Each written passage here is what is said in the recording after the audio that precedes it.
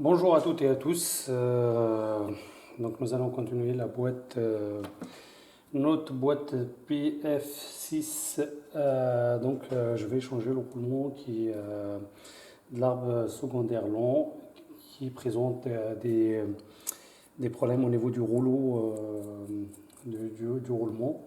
Donc là, première des choses, on va enlever le jonc qui est là. Donc pour ça, il faut prendre une pince de ce type là. Voilà. Donc là,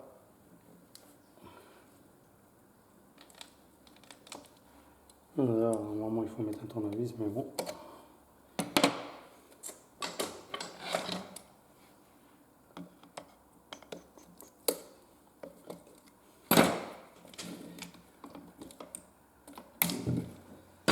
Voilà. Donc c'est ce clip là. Là, il faut extraire le pignon de première. Donc on peut l'étirer, on peut le faire à la presse et on peut le faire aussi avec un arrache. Voilà. C'est au choix. C'est 17.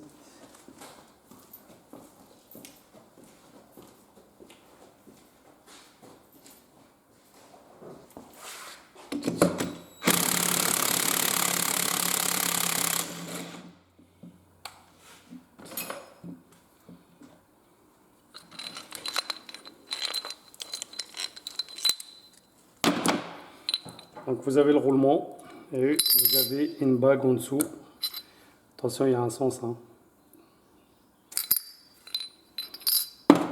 Et en dessous, vous avez une cage à aiguille. Il faut faire très attention à ne pas la casser. Et là, vous avez le triple synchro. Enfin, non, c'est pas. C'est... Ouais, non, c'est triple synchro. Voilà, c'est ça, c'est bien ça. J'allais dire une bêtise. Voilà. Donc, un synchro en 3 parties. Voilà.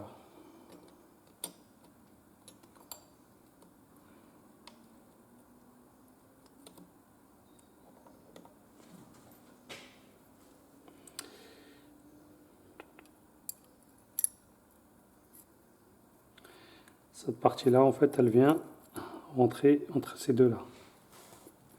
Voilà, donc on tourne. Et là, il est en place. Voilà. Et là, c'est la même chose. Donc il faut le mettre au bon endroit. Là. Et après, on remet la cage à aiguille. On remet le pignon de première. Donc, quand on le pose, il faudra le tourner pour qu'il puisse rentrer à sa place. Voilà, là, il est enclenché. Et là, vous avez deux petits trous et vous avez deux petits goupilles. Les deux goupilles, elles viennent, voilà, comme ça.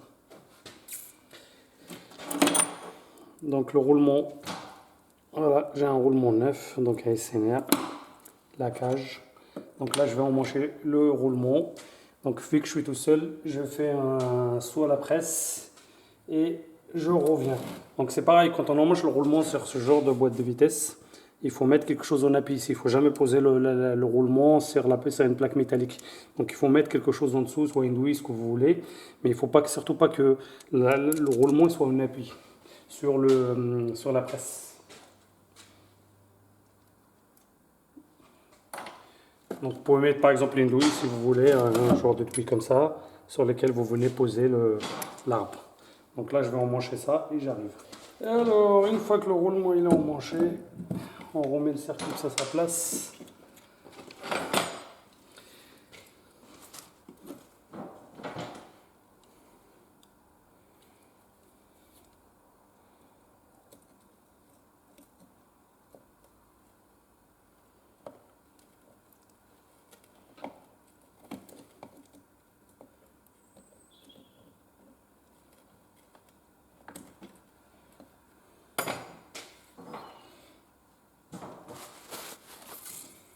Alors, donc là il faut que je le descends.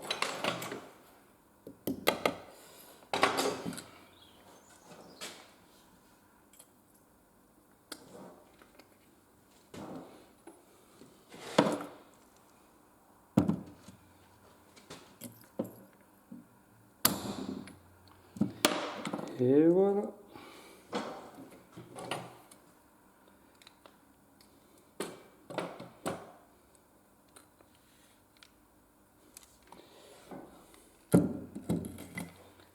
roulement est en place, enfin le joint est en place. Donc je vérifie.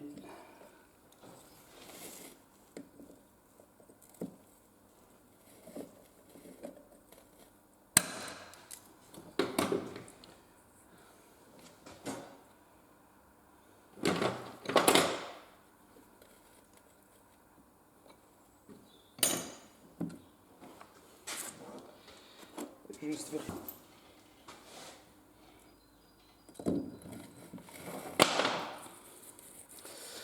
Donc là c'est bon. Une fois qu'on a changé le roulement, il va falloir passer à l'étape suivante, changer la cage. Donc là on va essayer d'assembler la boîte et après je vais passer à l'étape suivante pour changer la cage.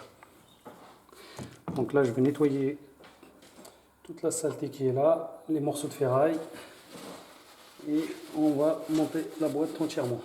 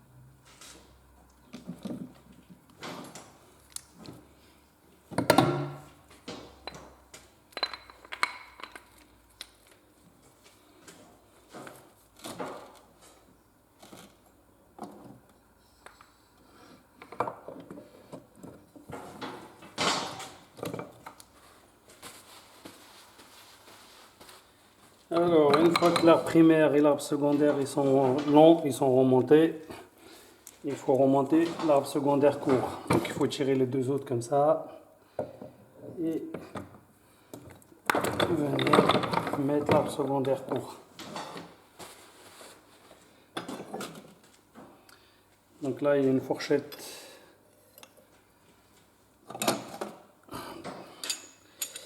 de 3 et 4 et là on a la marche arrière qui vient ici.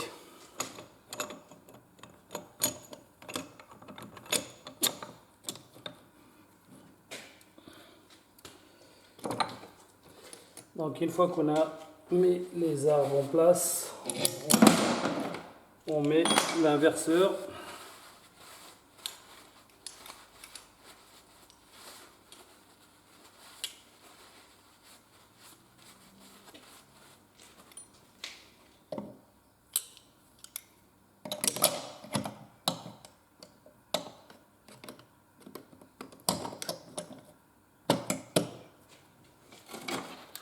Et deux vis de 10.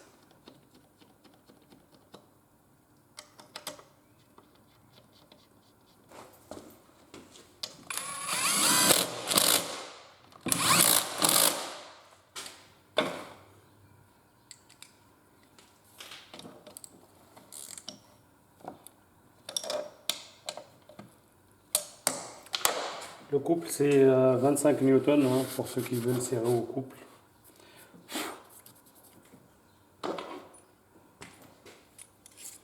Donc le sélecteur, toujours, hop, toujours la rondelle qui vient dessus. Donc là, on le met à sa place et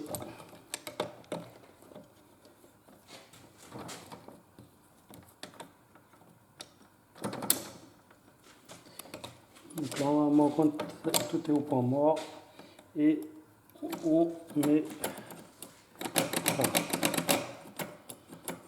Donc une fois qu'il est en place, il doit revenir des deux côtés. Hein. Donc il doit coulisser correctement.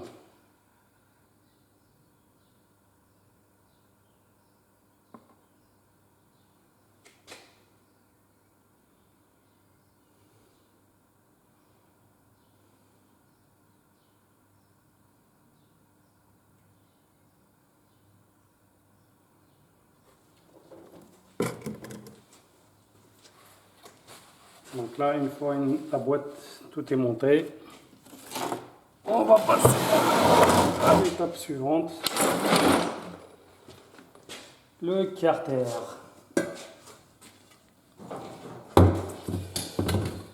Donc le carter, pour extraire la cage, la cage dans le carter à l'intérieur, il faut surtout pas meuler, il faut surtout pas faire chauffer, mais bien utiliser l'extracteur adéquat. Donc il faut utiliser un extracteur comme celui-ci, ce qui permet d'extraire les cages à aiguille, enfin les cages les cages de roulement.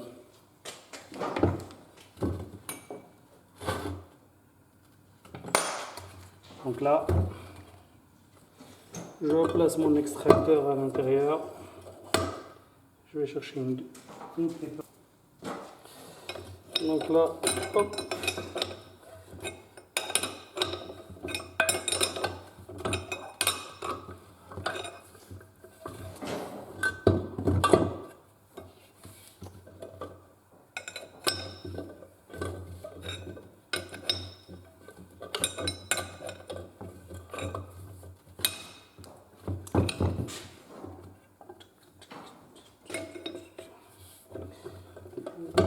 Je serre.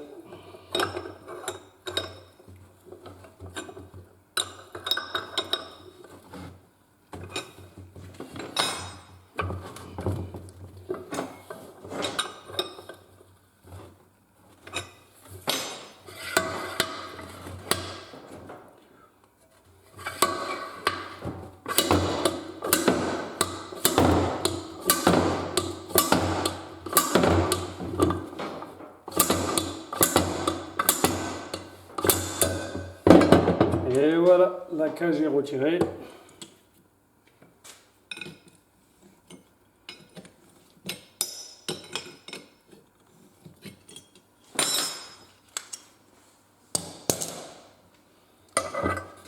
Alors, à l'intérieur, dans le carter, vous allez voir, vous avez une cale, ce qu'on appelle une cale de pré-contrainte. Alors, si j'arrive à la sortir, vous avez une cale comme ceci, vous en avez 3. Il ne faut surtout pas les mélanger. Donc, à sa place, c'est de fermer la boîte.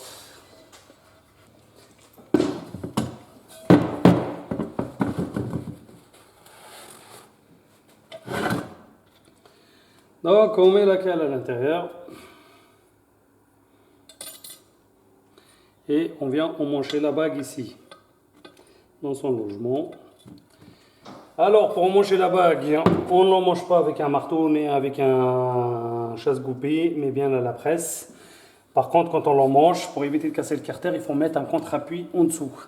Ce qui permet de maintenir le carter en place et de ne pas le détruire lors de l'emmanchement. Donc là, je ne peux pas vous montrer exactement parce que je suis tout seul, donc c'est pas évident. Donc là, je vais le faire à la presse et je reviens. Alors, une fois que la cage elle est bien emmanchée, bien vérifier que la cage elle soit bien en appui au fond.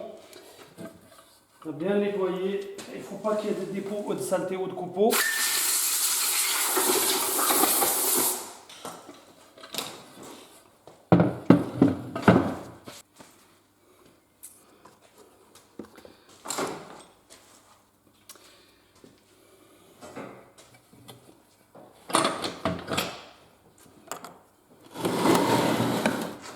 Donc pour fermer ce type de boîte, le doigt de sélection, le levier de vitesse, il doit venir rentrer ici. Donc c'est pour ça que j'ai enlevé le contrepoids, justement c'est pour pouvoir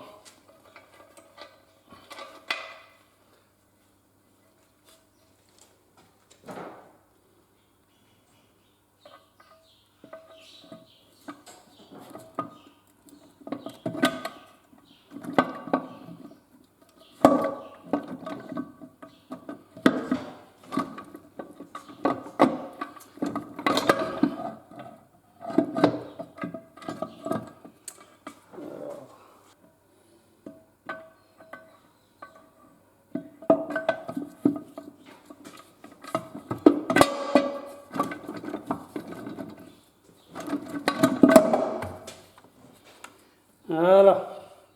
Pour savoir si on est dedans, il suffit juste de tourner de gauche à droite.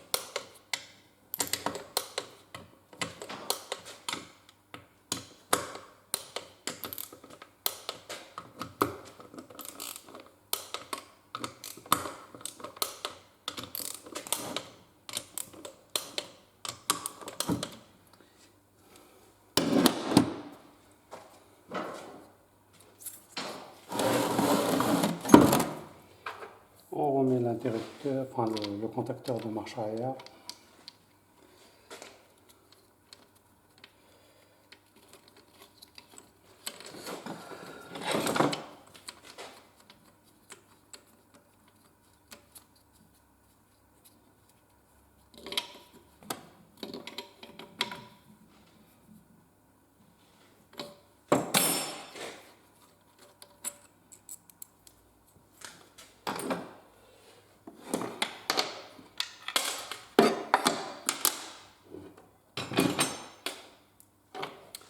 On met le sélecteur en place.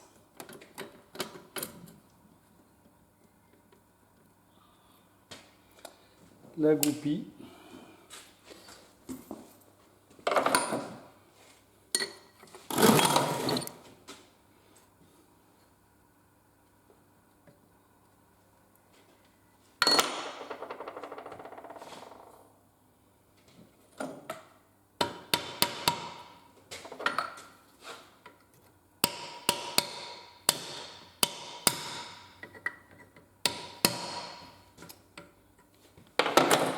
Alors, là ça bouge.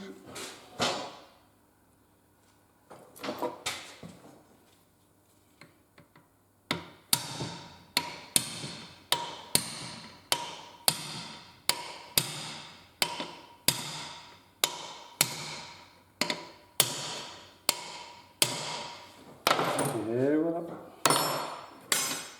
Je remets la deuxième goupille.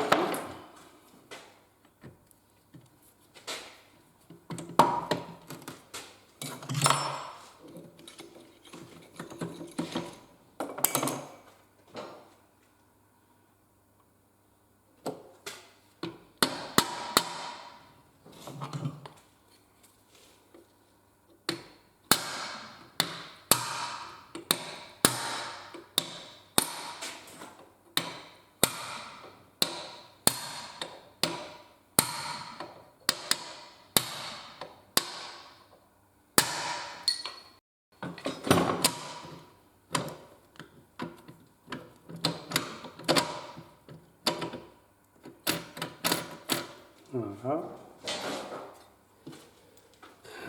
Je remets ça en place. C'est ce qui permet de maintenir les câbles de sélecteur de vitesse. Et voilà, il y en a un, il vient là.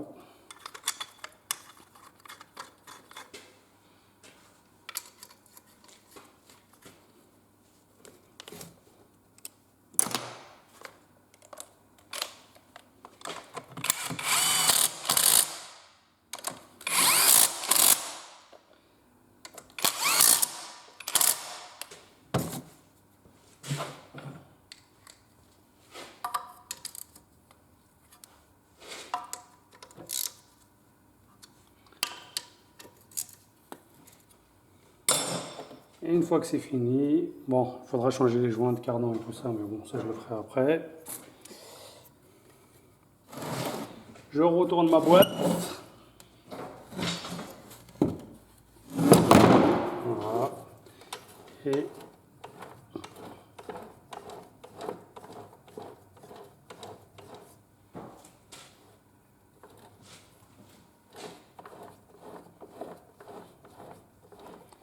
je vérifie que tout tourne correctement. Qu'il n'y a pas de jeu anormal. Voilà. Merci, à bientôt.